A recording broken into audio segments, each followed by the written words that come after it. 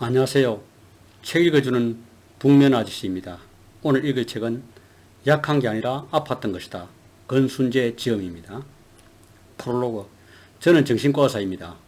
지금부터 읽을 내용은 정신의학 이론이나 뇌과학 이론을 언급하고 있지만 영화 속 인물들을 떠올리며 평소에는 정리하지 못했던 감정의 흐름을 느끼고 공유하는 것으로 충분합니다. 일부 부서진 마음은 정답을 알면서도 고르지 못했다.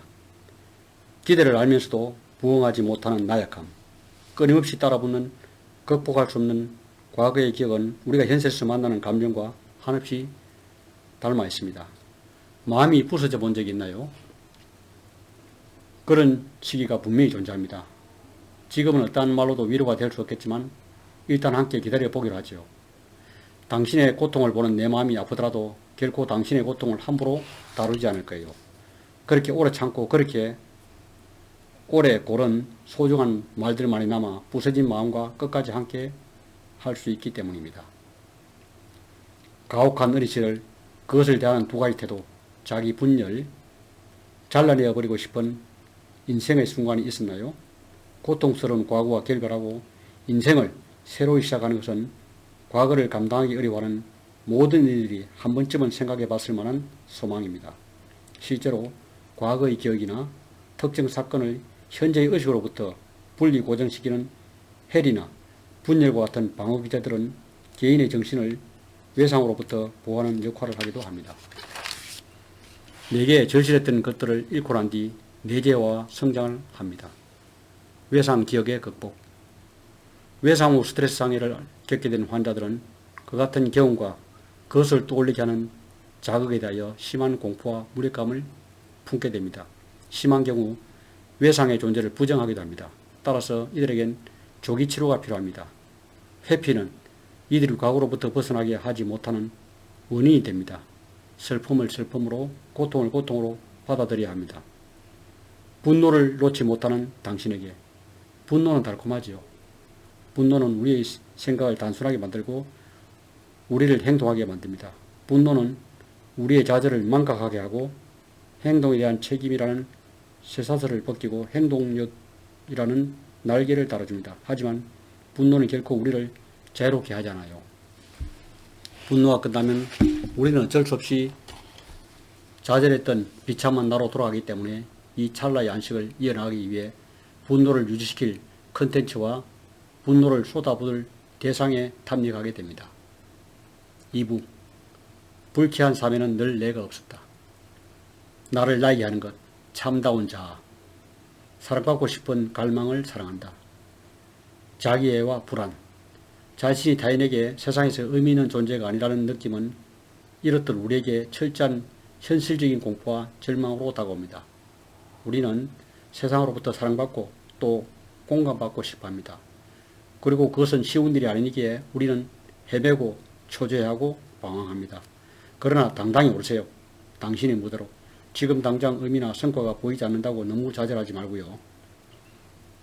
그리 최선을 다해 당신의 무대에서 당신을 보여주고 돌아오세요. 그것이 당신이 지구상에서 사랑받는 존재라 느끼는 겁니다.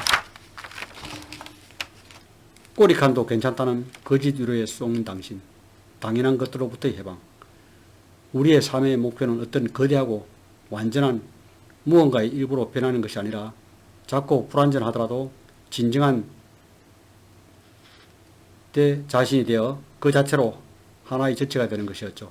분명 우리의 체험은 불안감과 고립감, 굶주림을 원동력 삼아 누군가의 뒷모습을 쫓아달리기 시작해요. 우리가 쫓는 그 뒷모습을 처음에는 부모에서 선배와 스승으로 바뀌고 우리가 사회로 나아가게 되면서 그 전모를 파악하기 어려운 세상의 거대한 구조와 규칙에 이릅니다. 악마의 선택이 옳은 이유, 소외감과 내. 당신에게 가해지는 그 사회적 고통과 두려움조차도 당신은 생존하게 하기 위한 알람에 불과하지요. 부디 그 알람 소리에 놀라 주저앉아 떨지 마세요. 대신 울리고 있는 알람의 의미에 대해 생각해 보세요. 다시 일어나 당당하게 게임의 플레이가 되세요. 모든 건 당신을 위해 준비되어 있는 당신의 선택만이 남아있어요. 행복을 연기할 때 잃게 되는 것, 자기 기만. 참 자기와 반대되는 용어로 거짓 자기가 있습니다. 거짓 자기는 건강한 정상인에게 나타나기도 하지만 극단적인 경우 거짓 자기가 참 자기를 완전히 대신해 여기기도 합니다. 그 결과 타인의 삶과 욕구를 모방하는 것을 통해 개인적인 삶은 살 수가 있게 되지만 실제 친구 관계나 가족 관계처럼 전체 인격으로 소통해야 하는 경우 근본적으로 무언가 결핍된 모습을 보이게 됩니다. 그 결과 삶의 생생함을 잃으며 결핍에 찬 인생을 살아가게 됩니다. 3부, 우리는 절대 서로 닿지 못한다. 마음과 마음이 닿아도 끝내 이해할 수 없는 영역. 우리 뇌는 어떤 정보를 인간으로 인식할까? 디지털 시대의 관계.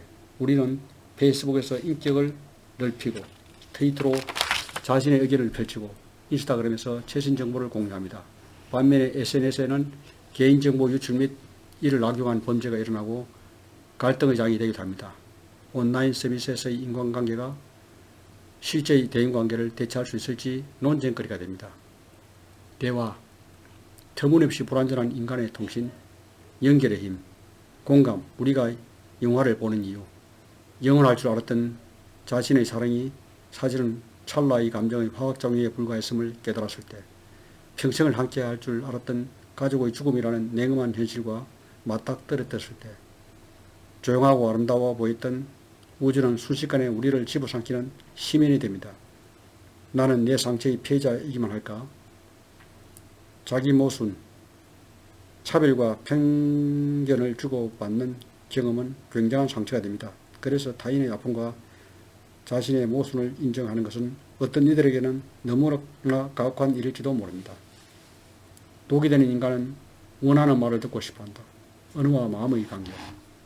자신의 감정을 언어로 표현하는 것은 자신의 마음을 느끼는 행위 중에서도 핵심이라 할 수 있습니다. 우리는 언어화를 통해 순간적인 자극이나 불꽃에 불과한 나의 정신활동을 정리하고 입으로 소리를 내는 선언 과정을 통해 내 자신의 감정을 꺼내어 확인하고 더 나아가 나의 마음을 타인도 이해할 수 있는 형태로 번역하고 전달하고 공감받습니다. 마음과 마음이 닿아도 끝내 이해할 수 없는 영역, 정서적 독립. 인간의 사랑은 발달이 진행됨에 따라 성숙해지고 불가피함을 받아들이기 시작합니다. 내 안에 존재하는 부정적인 감정과 타인에게 반드시 존재하는 내가 어찌할 수 없는 부분을 느낍니다. 즉 나의 마음이 상대방의 마음과 분리되었기에 나타나는 다름과 그에 따른 슬픔을 극복해 나가기 시작합니다. 이렇게 사람은 다름을 극복해 나가고 상대방에 대한 사랑을 잃지 않게 됩니다. 4부, 노력해도 되돌릴 수 없는 것들이 있다.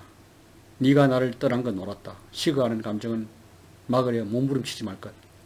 가장 화가 나는 것. 그런 놈을 사랑했던 내 자신, 편도와 해마. 결국 우리는 서로를 정화하게 될 텐데 또다시 누군가를 사랑해도 될까요?